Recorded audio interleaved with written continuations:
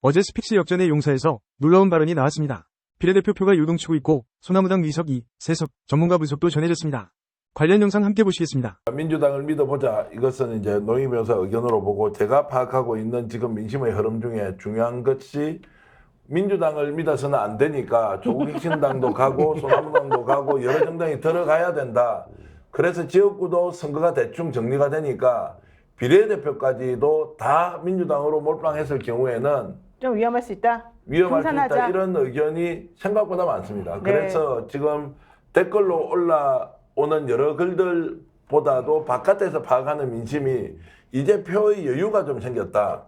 국힘 사실상 총선 포기는 아니지만 어떻게 할 도리가 없다. 이 상황에서 마지막 남은 비례대표 표를 어디에 찍을 것인가의 문제. 그리고 실제 여론조사상으로도 소나무당 쪽으로 지지율이 조금씩 높아지는 거 느껴지고 여론조사 전문가가 저한테 그 얘기를 하더라고요. 소나무당 좀 무시했는데 생각보다 세게 갈 것 같다. 그러면서 정확하게 예측하는 분은 2석에서 3석 정도를 내다보고 있더라고요. 비례대표 이런 부분들은 현장에서 선거운동하면 좀 느낍니까? 저희는 사실은 이 여론조사가 너무 늦게 창당해서 제대로 잡힌 게 별로 없는데, 그러니까 1.9까지 잡힌 게 공개가 됐었고, 내부적으로는 약간 더 높은 게 있지만은, 현장에서 체감하는 거랑 너무 차이가 많이 난다, 여론조사하고. 그래서 저희는 오히려 빅데이터를 참고하면요. 네.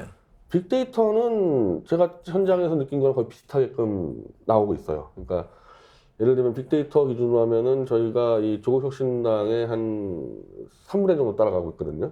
네. 그리고 그걸 이제 이 민주당 지지하고 비교해 보면은 대충 소나무당이 여론조사 기준으로 하면 4에서 한 6% 나오고 있구나. 네. 그러니까 빅데이터가 나오는 거니까 마저 떨어지고 제가 현장 나가 보면은 그 정도 지지는 충분히 느껴지거든요.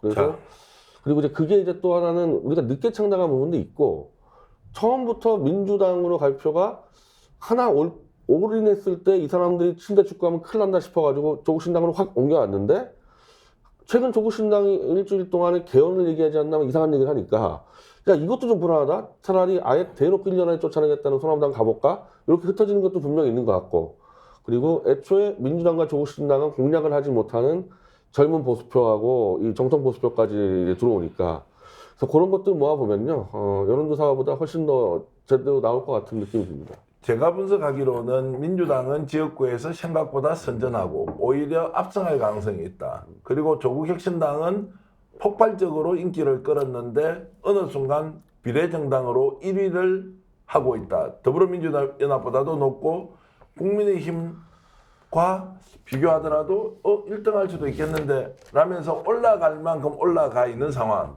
이제 이때 유권자들이 누구를 찍는 것이 정권심판의 효력을, 효능감을 더 높일 것이냐라고 하는 생각이 반영되어서 지금 소나무당 쪽으로 옮겨가는 것은 아니냐. 그리고 광주 서갑에 지금 옥중 출마하고 있는 송영길 대표도 표차 또는 지금 현재 내부 여론조사상으로는 좀 더 격차가 줄어들고 있다. 그리고 목포에 있는 최대집 후보도 생각보다 선전하고 있다. 뭐 이런 이야기들이 제가 소나무당 쪽이 아니라 여론조사 전문가로부터 들었던 것이어서 여러분들께 공유를 해드리고요. 이것이 소나무당에 대한 일방적 지지 아니냐? 그렇다고 여러분들이 제 말을 듣겠습니까? 그거보다는 오히려 흐름을 막판에 읽을 때는 이런 점들을 참고할 필요가 있다.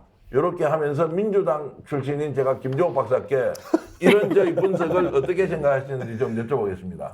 일단 기본적으로 맨 처음에 민주당이 이제 몰빵론이라는 걸 얘기했었지 않습니까? 그러니까 지역구도 예를 들면 뭐 비례대표 해달라고 얘기했었는데 국민의 마음을 그냥 몰빵이라는 단어 하나로 해결할 수 있는 게 아닌 거죠. 그러니까 국민들 같은 경우 2표를 가지고 있기 때문에 2표 속에서 정권을 심판하고도 싶고 또 예를 들면 새로운 바람들을 집어넣고 싶고 이런 요구들이 분명히 있기 때문에 거기에 맞게 적절하게 좀 배합을 하는 상황이었고 전 민주당도 그런 흐름들을 좀 받아 안아서 그런 얘기들을 지금 하고 있지 않은 상황이고 어떤 형태로든지 정권 심판에 대한 어떤 요구들이 많은 사람들이 투표장에 많이 나가서 지역 투표에 민주당에게 지지를 하게 되면 그 효과 자체가 전체 선거판에 등장하는 측면이 분명히 있기 때문에 뭐 예를 들면 조국혁신당이든 것이 소나무당이든 아니 뭐 녹색정의당이든 이런 문제와 관련해서 민주당이 굳이 내가 볼 때 고민하지 않아도 되는 좀 상황에 온 것 같다. 근데 문제는 그러면 국민들이 어떤 마음일까 이런 거죠.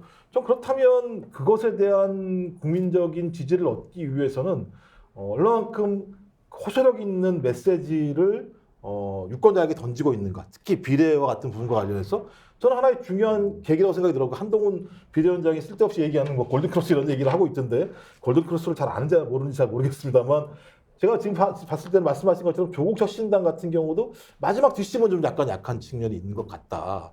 그랬을 때 이제 소나무당이 원래는 좀 그 송영길 당대표가 좀 고속으로 나와서 왜 이런 당을 만들어서 뭘 하고 싶어 하는지에 대한 강렬한 메시지를 보낼 수 있는 계기가 있었다면 상당히 좀 또 다른 예를 들면 계기가 있었을 것 같다는 느낌이 들긴 합니다만, 그렇지 못한 측면이 있더라도 저는 오늘 내일이라도 소나무당이 그런 어떤 목마름에 대해서 좀 메시지 전파를 통해서 그 제기를 한다면 특히 진보층 또는 호남층 같은 경우 분할 투표를 할 수 있는 가능성이 있다고 보는 거예요. 그러니까 어차피 지역과 비례라고 하는 거는 분할 투표를 하는 형태에 대해서 국민들이 초점을 맞추고 있는 상황이기 때문에 저는 그런 의미에서 지금도 늦지 않았다라는 생각이 들고요. 그런 부분과 관련된 좀 어떤 좀 의미 있는 좀 메시지를 내신다면 말씀하신 바람이 또 불 수도 있지 않을까, 막판에.